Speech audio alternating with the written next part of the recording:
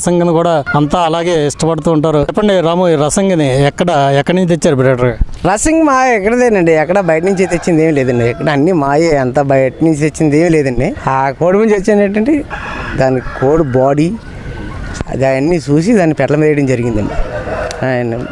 మరి అదే కోడి పుంజు ఎక్కడన్నా బయటనిగానే అయితేండి వాళ్ళు ఇవ్వరు. అలాంటి కోడి పుంజు మళ్ళీ మనం తెచ్చుకోలేం కూడా.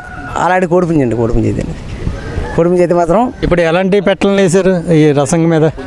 అబ్రాస్ పెట్టలు వేసామండి, రసింగ్ పెట్టలు వేసామండి వీటికి. దీనికైతే అబ్రాస్ పెట్టలు వేసినా ఏం వేసినా రసింగ్లే పుడుతున్నాయండి. దీనికైతే దీనికి 80% బ్రీడింగ్ వస్తుందండి దీనికి. అందు గురించి దీనికి పుట్టిన పిల్లల ప్రతి కూడా రసింగ్లో వస్తున్నాయండి. మనం ఏ పెట్టలు వేసినా చేరే. ఏంటి ఈ పెట్ ఏంటి కక్కిరాయిలాగా ఉంది, దాన్ని ఏమంటారు? పాల బ్రష్ అండి, అది పాల బ్రష్ పెట్ట. అది చేతువ మరి ఉన్నానండి, అదేనండి ఆ పాల బ్రష్.